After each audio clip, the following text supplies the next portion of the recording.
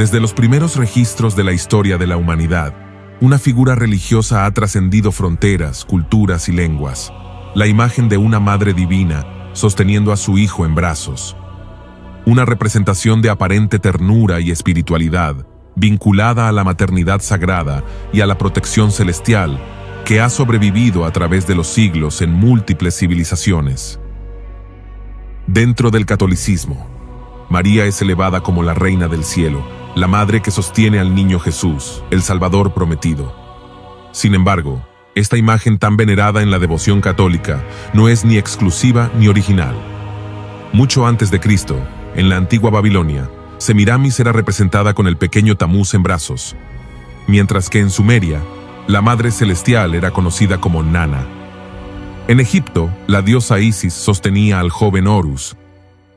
En la antigua China, la Madre Celestial era conocida como Xinmu, la Santa Madre, protectora y dadora de vida.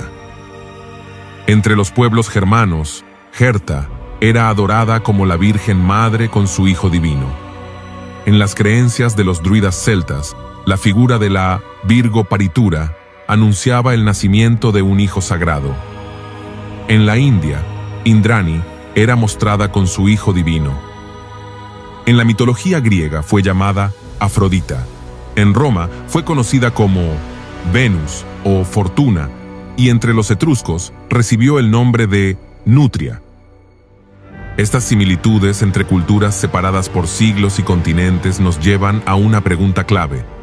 ¿Cómo una práctica religiosa nacida en la antigua Mesopotamia logró infiltrarse dentro del cristianismo? ¿Es la veneración mariana dentro del catolicismo una verdadera honra a la Madre de Jesús o es una adaptación disfrazada de los antiguos cultos paganos a la diosa madre?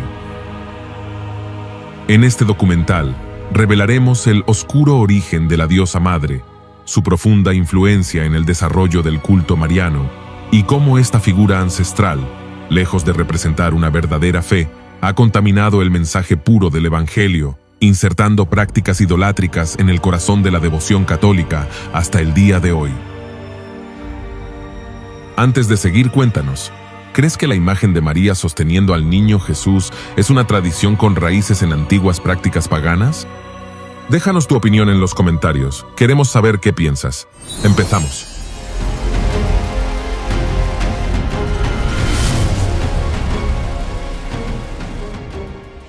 La falta de conocimiento de la palabra de Dios ha llevado a millones a aceptar sin cuestionamiento prácticas que, lejos de tener un fundamento bíblico, son herencia de religiones paganas. La costumbre de venerar a la figura de una madre con su hijo en brazos ha sido adoptada en muchas tradiciones cristianas sin un análisis profundo de su origen y significado. Uno de los ejemplos más sobresalientes de cómo el paganismo babilónico ha continuado hasta nuestros días puede verse en la forma en que la Iglesia romana inventó el culto a María para reemplazar el antiguo culto a la diosa madre de Babilonia. Desde los albores de la civilización, la adoración de una diosa madre y su hijo ha sido una constante en múltiples culturas. En Babilonia, Semiramis y su hijo Tamuz eran reverenciados como divinidades. En Egipto, Isis y Horus representaban la misma imagen sagrada. En Grecia se adoraba a Cibeles y Atis. Esta devoción se ha perpetuado a lo largo de la historia y ha encontrado su eco en la veneración a la Virgen María en distintas advocaciones. Ahora bien, empecemos viendo los orígenes del culto a Semiramis y Tamuz, donde empezó el origen de todo. La historia de Semiramis está rodeada de leyendas y relatos que combinan hechos históricos con elementos mitológicos. Se dice que Semiramis fue una reina babilónica de extraordinaria belleza e inteligencia, casada con Nimrod, un personaje clave en la historia bíblica de Babel. Nimrod es descrito en Génesis capítulo 10, versos 8 al 10, donde se le describe como un poderoso cazador y el fundador de varias ciudades, incluyendo Babel. Su nombre está vinculado a la rebelión contra Dios y a la construcción de la Torre de Babel, que representaba la intención humana de alcanzar los cielos sin la ayuda divina. Cuando Nimrod murió, Semiramis no solo tomó el control del reino, sino que también ideó una manera de consolidar su poder espiritual sobre el pueblo. Declaró que su esposo no había muerto realmente, sino que se había convertido en un dios y que su espíritu había descendido sobre su hijo recién nacido, Tamuz. De esta manera, Tamuz fue presentado como la reencarnación de Nimrod y un ser divino destinado a gobernar y traer salvación al pueblo. Este concepto de un hijo divino, nacido de una madre especial, formó la base de un culto religioso que perduró por siglos. El historiador Alexander Hislop, en su obra The Two Babylons, argumenta que este sistema religioso fue la base de muchas prácticas idólatras posteriores. Según Hislop, el culto a la diosa madre y su hijo en Babilonia se convirtió en el modelo para los sistemas religiosos que emergieron en todo el mundo antiguo, desde Egipto hasta la India. Tamuz fue adorado como un dios de la fertilidad, la vegetación y el renacimiento. Su mito se centra en su muerte y resurrección anual, reflejando el ciclo de la naturaleza, donde las cosechas mueren en el invierno y renacen en la primavera. En la religión babilónica, se creía que Tamuz descendía al inframundo cada año, causando tristeza y desolación en la tierra. Durante este período, su madre y consorte, Semiramis, identificada en algunos relatos con la diosa Ishtar, lloraba su muerte y emprendía un viaje al inframundo para traerlo de regreso. Este ciclo de muerte y renacimiento simbolizaba la renovación de la vida y era celebrado con rituales que incluían lamentaciones, ayunos y posteriormente festividades de alegría cuando Tamuz supuestamente regresaba a la vida. El profeta Ezequiel menciona este culto en su visión del templo de Jerusalén. Leamos el capítulo 8, verso 14 del profeta Ezequiel. Y me llevó a la entrada de la puerta de la casa de Jehová, que está al norte, y he aquí mujeres que estaban allí sentadas endechando a Tamuz. Esta referencia bíblica confirma que el culto a Tamuz no solo estuvo presente en Babilonia, sino que incluso influyó en el pueblo de Israel, llevándolos a prácticas idólatras condenadas por Dios. El arqueólogo Samuel Noah Kramer, en su libro History Begins at Sumer, señala que los mitos de Tamuz y su descenso al inframundo constituyen una de las primeras narraciones religiosas conocidas sobre la muerte y resurrección de una deidad, estableciendo un patrón que se repetiría en varias culturas posteriores. Sus estudios sobre tablillas cuneiformes han permitido una mayor comprensión del trasfondo religioso de Mesopotamia. Ahora bien, con el tiempo, Semiramis fue deificada y fusionada con otras deidades babilónicas como Ishtar, la diosa del amor, la guerra y la fertilidad. Su imagen como madre del dios salvador se convirtió en un arquetipo que se replicó en distintas culturas. Se la representaba con una corona de estrellas, sosteniendo a su hijo en brazos, en una pose que más tarde se vería en figuras similares en otras civilizaciones. Ishtar, identificada con Semiramis, tenía un papel crucial en las festividades de primavera, que incluían rituales de fertilidad y sacrificios en honor a Tamuz. Algunos estudiosos sugieren que las ceremonias relacionadas con la diosa Ishtar pudieron haber influido en las tradiciones posteriores de adoración a una madre divina con un hijo redentor. Mircea Eliade, historiador de las religiones, en su libro The Sacred and the Profane, menciona que el arquetipo de la diosa madre con su hijo divino no es un fenómeno aislado, sino que responde a una estructura recurrente en la historia de las creencias humanas. Este análisis respalda la idea de que el culto babilónico tuvo un impacto duradero. El culto a Semiramis y Tamuz se extendió a otras civilizaciones a través de los babilonios y sus sucesores, los asirios. Con el tiempo, los elementos de esta adoración se transformaron y adoptaron nombres distintos en otras culturas. Sin embargo, la esencia del mito permaneció intacta, una diosa madre con un hijo divino cuya muerte y resurrección traían esperanza al pueblo. Este sistema de adoración también tuvo implicaciones políticas, ya que los sacerdotes y líderes utilizaban estas creencias para mantener su autoridad sobre la población. La figura de la madre y su hijo servía para conectar al pueblo con lo divino, ofreciendo una narrativa de protección y salvación que fomentaba la devoción y el control religioso. Aunque Babilonia cayó ante los persas en el año 539 a.C., sus creencias religiosas no desaparecieron. El culto a la diosa madre y su hijo continuó en diversas formas, influenciando las prácticas de los pueblos que heredaron sus tradiciones. Ahora bien, en Egipto, Se presenta a la diosa madre y su hijo el culto a Isis, y Horus se convirtió en uno de los más poderosos y duraderos, extendiéndose más allá de las fronteras del Nilo hasta influir en el mundo helenístico y romano. Sin embargo, para comprender completamente su significado, es esencial analizar cómo esta tradición se desarrolló en Egipto y si tuvo conexiones con las antiguas creencias babilónicas sobre la diosa madre y su hijo. En Egipto, Isis fue una de las deidades más veneradas, representando la maternidad, la magia y la protección. Su historia está ligada a la de su esposo Osiris y su hijo Horus, en un relato que no solo tenía implicaciones religiosas, sino también políticas. Según la mitología egipcia, Osiris, el legítimo rey de Egipto, fue asesinado y desmembrado por su hermano Seth, quien usurpó el trono. Isis, en su papel de esposa devota, emprendió una búsqueda incansable para reunir los restos de Osiris, y gracias a su poder mágico, logró concebir a Horus, quien sería el legítimo heredero del trono. Durante la infancia de Horus, Isis lo protegió de los ataques de Seth, escondiéndolo en los pantanos del delta del Nilo hasta que él fue lo suficientemente fuerte para reclamar su derecho. Este relato no solo reforzaba la legitimidad de la monarquía egipcia, sino que también establecía a Isis como la madre divina por excelencia, una protectora tanto de su hijo como de los propios faraones, quienes eran considerados encarnaciones de Horus en la tierra.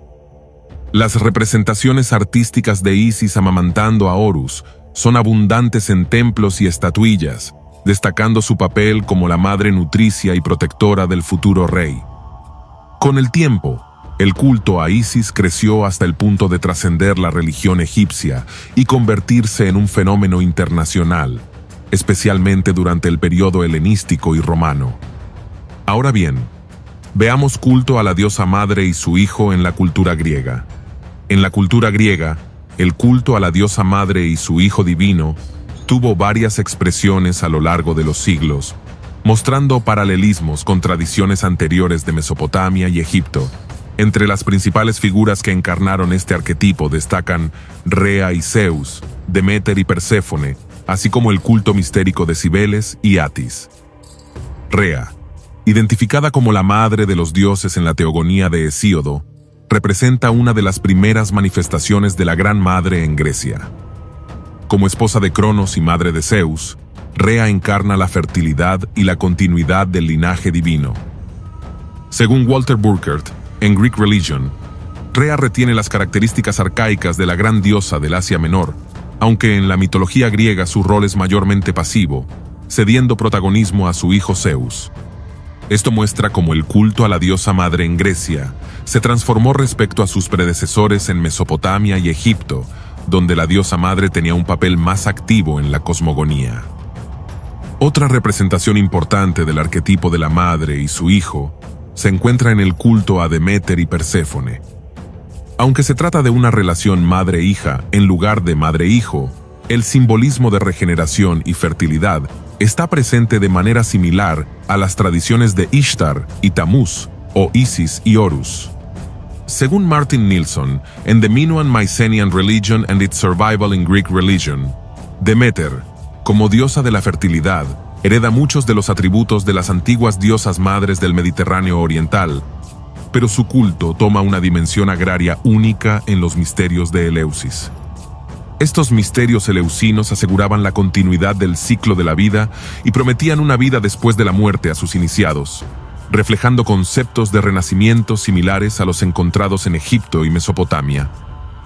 Sin embargo, uno de los paralelos más claros con el culto a la diosa madre y su hijo en otras culturas es el de Cibeles y Atis. Cibeles, originaria de Frigia, fue incorporada a la religión griega y luego al mundo romano como la Magna Mater. En la cultura romana, el culto a la diosa madre y su hijo divino tomó forma en la veneración de Magna Mater, Cibeles y Atis, fusionando influencias de la religión frigia con la tradición romana.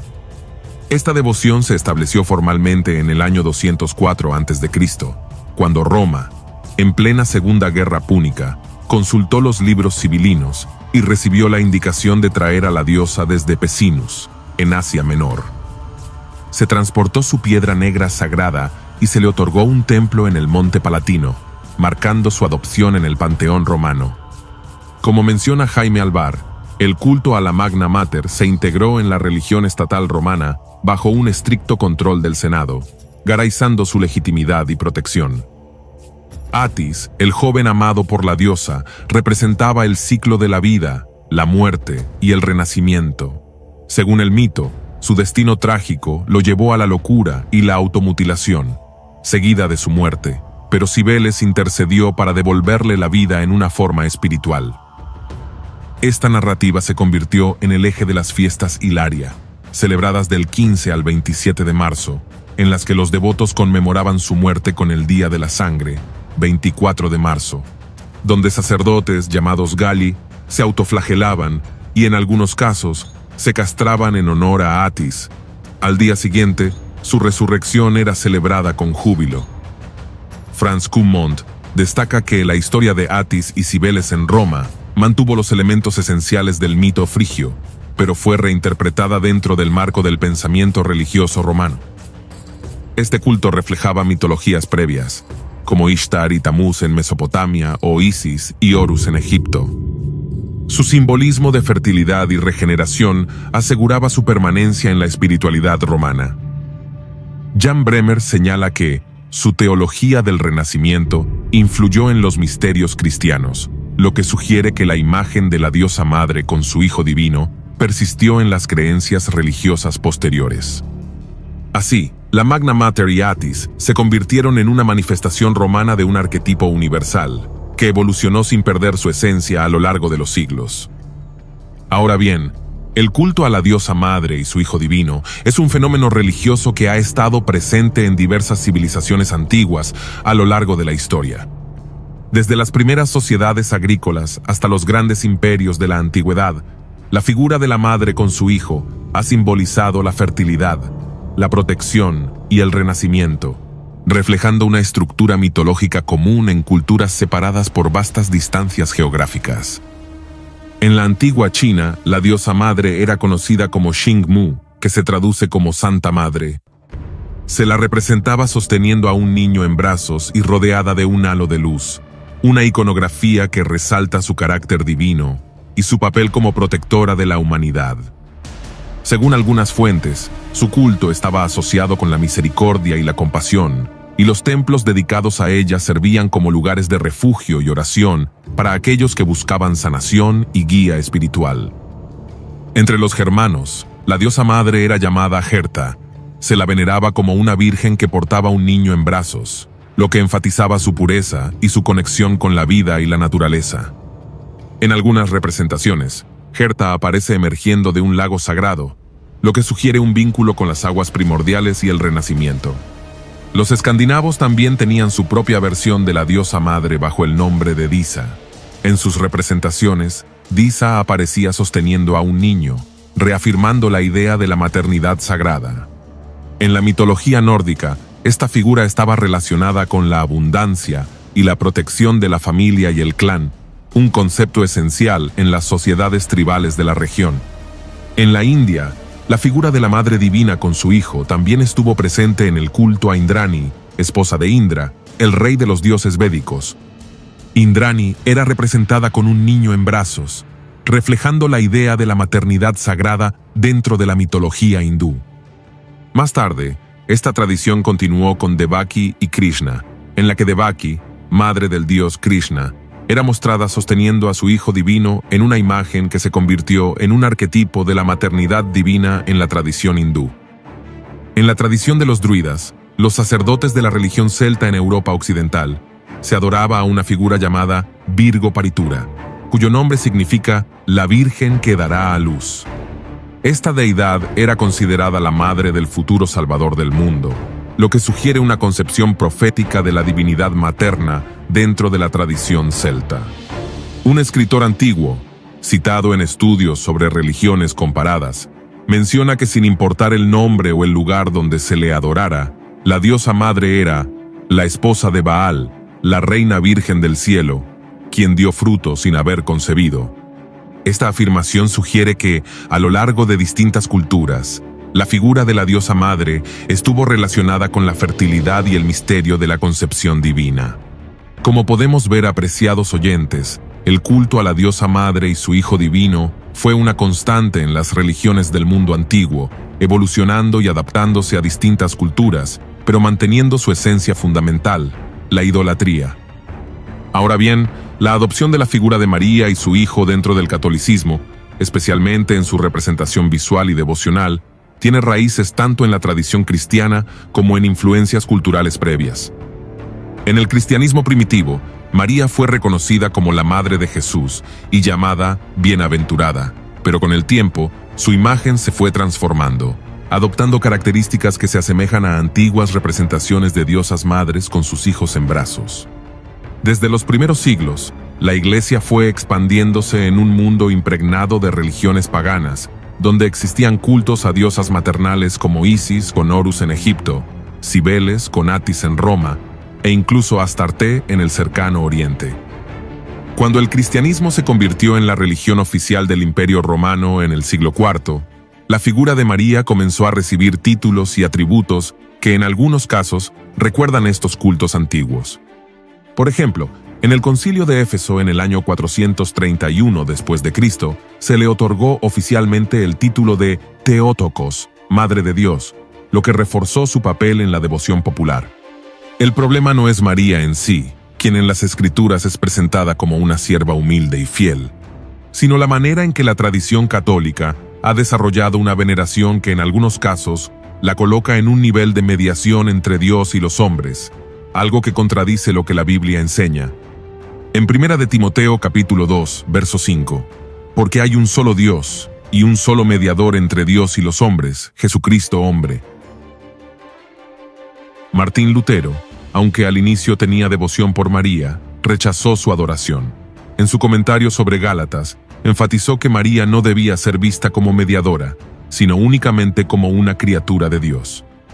A pesar de esto, la devoción mariana en el catolicismo continuó fortaleciéndose, con apariciones marianas, rezos como el Rosario y dogmas como la Inmaculada Concepción en año 1854 y la Asunción en el año 1950, que no tienen base explícita en las Escrituras. Ahora bien, la pregunta central es, ¿se ha desplazado a Cristo en la fe de algunos creyentes debido a la exaltación de María? En muchos sectores del catolicismo, la devoción mariana es tan prominente que puede parecer que María es el centro de la fe en lugar de Cristo. Las oraciones dirigidas a ella, las procesiones y títulos como Reina del Cielo, un título que en Jeremías capítulo 7, verso 18 se relaciona con la idolatría, plantean dudas sobre si esta figura mariana es realmente la María de la Biblia o una versión influenciada por creencias más antiguas. Queremos dejar bien claro que la María del catolicismo no es la María de la Biblia, ni el Jesús del catolicismo es el Jesús de la Biblia. La Escritura presenta a María como una mujer humilde, temerosa de Dios, no como una mediadora ni una figura exaltada al nivel de divinidad. De la misma manera, el Jesús del catolicismo a menudo es representado en formas que no reflejan al verdadero Cristo de las Escrituras, el único mediador, el Salvador que murió y resucitó, y cuya obra es suficiente para la salvación sin necesidad de intercesores adicionales. La imagen de María con el niño, omnipresente en el catolicismo, tiene conexiones históricas con figuras maternales de cultos paganos. La pregunta clave no es si María merece respeto, sino si la forma en que se le venera hoy mantiene la centralidad de Cristo, o la ha desplazado en la fe de muchos. Cuando la tradición se impone sobre la revelación bíblica, el resultado es una fe contaminada. John MacArthur advierte, cualquier cosa que disminuya la obra y la gloria de Cristo es una perversión del Evangelio. La veneración mariana ha llevado a prácticas como la mediación de María y su supuesto papel en la salvación, conceptos que carecen de respaldo bíblico. El apóstol Pablo exhorta en Colosenses capítulo 2, verso 8. Mirad que nadie os engañe por medio de filosofías y huecas sutilezas, según las tradiciones de los hombres, conforme a los rudimentos del mundo y no según Cristo. La única manera de evitar el engaño es anclarnos en la verdad de las Escrituras y no en tradiciones humanas. Hoy, a la luz de la Biblia, es tiempo de cuestionar si la imagen de María con el niño realmente representa la verdad del Evangelio o si es un eco de la idolatría ancestral. Lo que descubramos puede desafiar nuestras creencias más arraigadas, pero la verdad de Dios siempre prevalecerá. Así llegamos al final de este video. Esperamos que este análisis haya sido de gran ayuda para comprender mejor la diferencia entre la María de la Biblia y la figura mariana exaltada en el catolicismo, así como la centralidad de Cristo según las Escrituras. Nuestro deseo es que cada uno pueda profundizar en la verdad de la palabra de Dios y evaluar toda enseñanza a la luz de la Biblia. Si este contenido te ha sido útil, te invitamos a seguir explorando con nosotros más temas de fe y doctrina. Nos vemos en el próximo video.